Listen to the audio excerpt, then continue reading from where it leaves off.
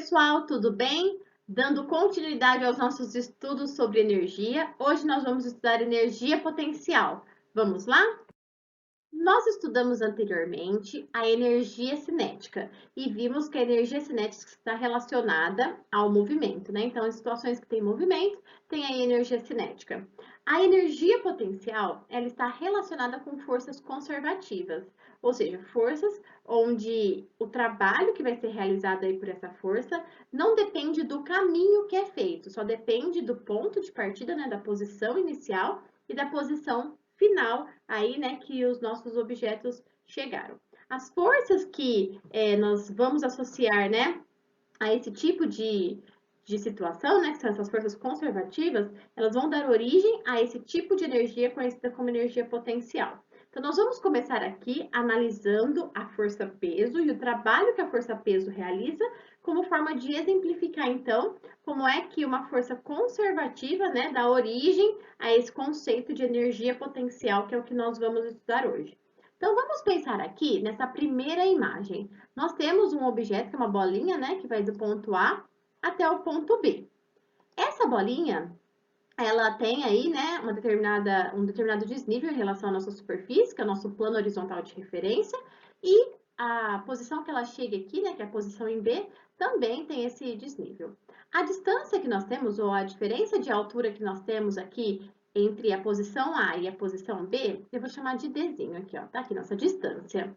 E nós vamos analisar aqui o trabalho, né, da força-peso para deslocar essa bolinha do ponto A até o ponto B. Então, vamos lembrar do conceito de trabalho que nós já estávamos estudando anteriormente. Trabalho é igual a força vezes o deslocamento vezes aí o cosseno do ângulo formado entre a força e o deslocamento. Só que aqui a gente está fazendo o trabalho da força-peso. Então, eu vou analisar aqui, no lugar dessa força, né, a nossa força-peso. Então, o trabalho vai ser o peso. O deslocamento que foi sofrido aí, né, de A até B, a gente chamou aqui na imagem de ΔR, ó. Então, já vou substituir aqui por ΔR. Esse espaço percorrido ali pela nossa bolinha.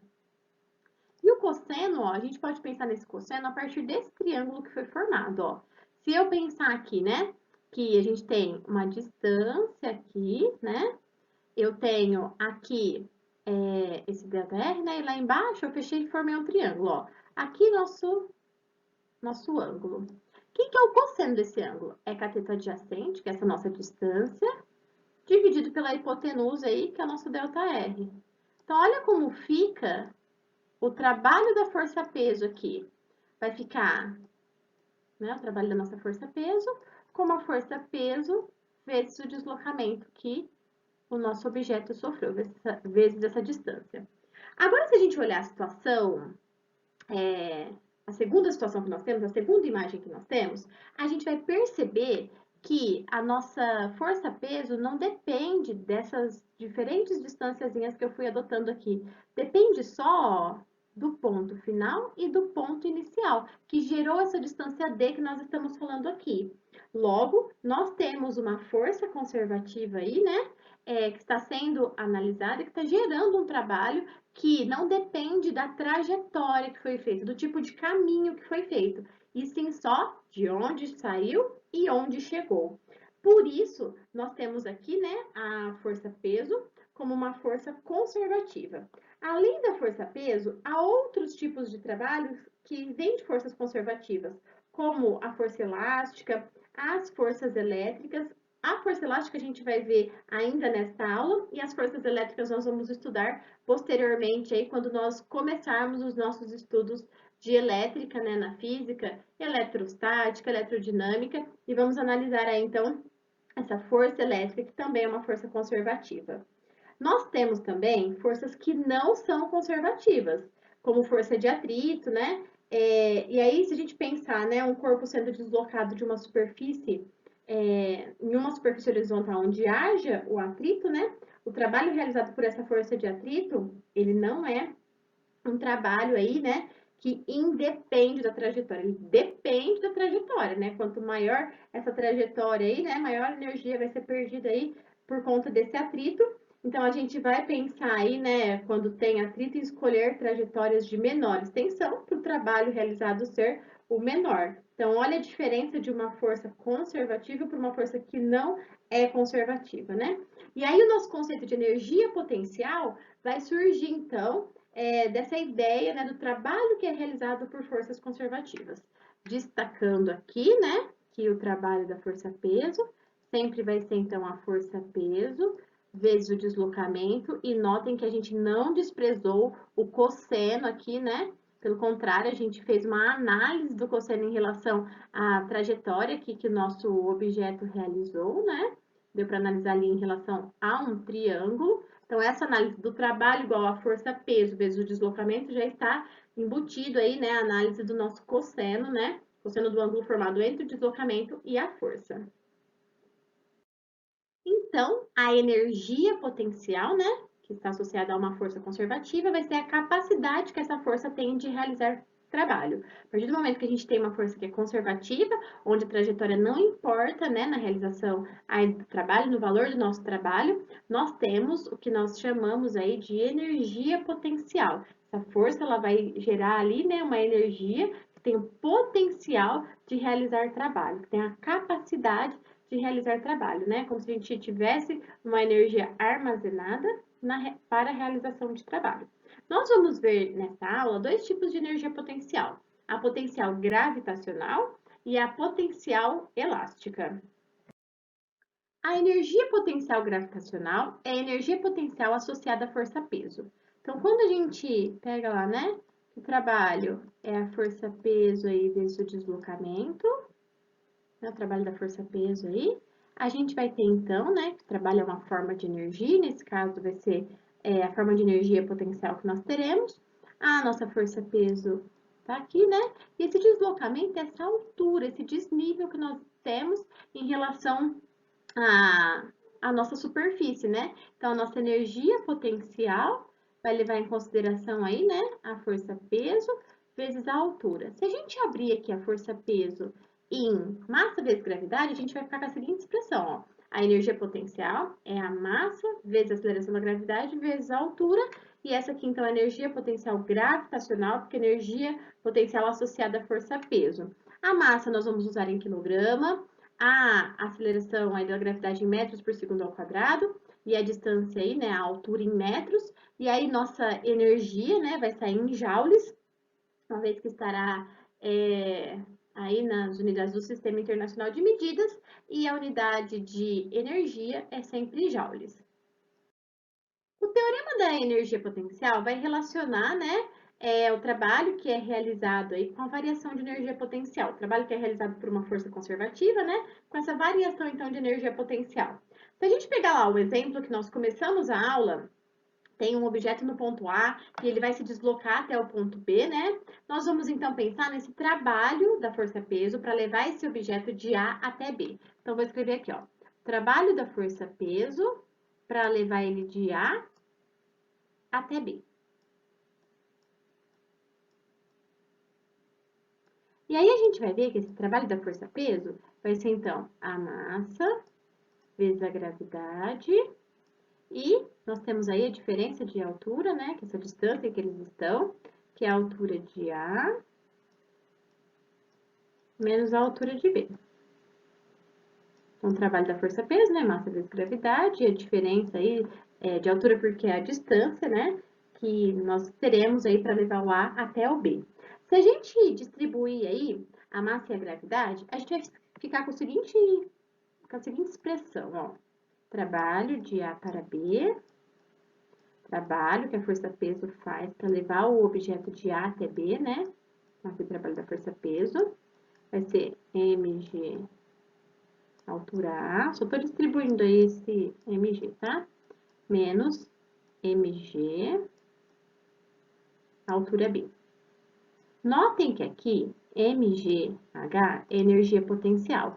Então, aqui é energia potencial no ponto A e aqui é a energia potencial no ponto B. O que isso quer dizer, né? Que o trabalho, né, da força-peso para levar esse objeto de um ponto até o outro é a mesma coisa que a diferença das energias potenciais gravitacionais que nós temos em relação aos dois pontos. Mas notem que a diferença do ponto A ao ponto B e não a variação, porque a variação sempre é ponto final menos ponto inicial. Para a gente trazer isso aqui para uma variação, final menos inicial, né? Então, final menos inicial vai ficar que o trabalho vai ser igual, né, a menos a variação, né, porque a gente tem que trazer o termo final, que é o B primeiro, né, menos a variação da energia potencial.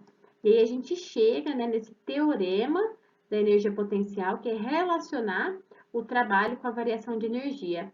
Lembra lá do teorema da energia cinética, que o trabalho era igual à variação de energia cinética? Que o trabalho realizado por uma força, né, ele modificava o movimento e a gente analisava energia inicial e energia final e fazia a variação, final menos inicial. Aqui a gente desenvolveu o teorema da energia potencial para fazer a mesma relação, né, do trabalho com a variação de energia, mas nós notamos, por conta da análise aí, né, dessa força conservativa não depender dessa trajetória, que o trabalho vai ser menos a variação, né, menos o ponto final, menos o inicial. E aí a gente tem, então, que trabalho de uma força conservativa, trabalho da força peso aqui, né, para levar um objeto de um ponto até o outro, é menos a variação de energia potencial entre esses dois pontos, ok? Nós vamos ver, então, o segundo exemplo de energia potencial, que é energia potencial elástica. Nós já sabemos aí que a força elástica, né, tem a expressão força elástica, vai ser igual a constante elástica, vezes o módulo da variação de x, né, que é o tamanho dessa variação da mola, ou de uma fita elástica. A gente sabe que corpos elásticos, quando deformados, tendem a restabelecer o seu tamanho original, né, ou a sua forma inicial, e a força de restituição que existe ali é chamada de força elástica. Essa força elástica, então, tem direção aí, né, o mesmo eixo que o material elástico, tem o sentido contrário à deformação, então se a gente estica, a força elástica vai tentar restituir para o tamanho natural, se a gente comprime, ela vai tentar empurrar aí, né, essa compressão para voltar ao tamanho inicial, então o sentido sempre é contrário à deformação, e a intensidade é dada por essa expressão aqui, que é a lei de Hooke, né, em relação à força elástica. Quando a gente vai analisar aí, né, a energia potencial que surge a partir da força elástica, se a gente considerar, né, que essa força elástica ela é uma força variável ao longo do nosso movimento aqui, né, ao longo dessa deformação da nossa mola, a gente vai precisar lembrar como acha, né, o trabalho em uma força variável para achar, então, a energia potencial elástica nesse caso. Aqui nós temos um gráfico demonstrando como essa força elástica é uma força variável, né? Aí tem a força em relação ao deslocamento, e a gente sabe que o trabalho é dado pela área, então, desse gráfico, né? Toda vez que a gente tiver a força em relação ao deslocamento, se for uma força variável, a área do gráfico, então, nos fornece o trabalho. Então, aqui, ó, vai ser a base, que é x, vezes a altura, que é a força elástica, que é kx, dividido por 2. Então, se nós sabemos que o trabalho é a nossa forma de energia aqui, a energia potencial elástica vai ser, então, kx ao quadrado dividido por 2.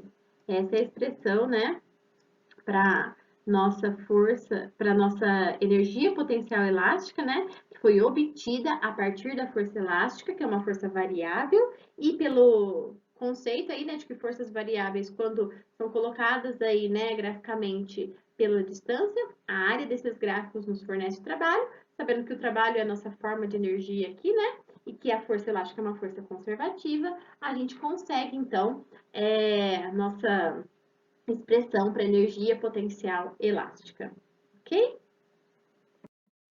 Aí a gente vai fazer o exercício 1, que é uma questão resolvida lá da página 42. Ele fala assim, ó, um reservatório é abastecido por uma bomba hidráulica cuja vazão é de 600 litros por hora, em relação ao nível em que é feita a captação da água. A altura média da água que fica no reservatório é de 20 metros. Considerando que 1.500 litros tenham sido bombeados para o reservatório, responda aos seguintes itens. Ele deu a densidade da água, que é de 1 grama por centímetro cúbico, mesma coisa que 1 grama por ml, né? E a gravidade, que é de 10 metros por segundo ao quadrado.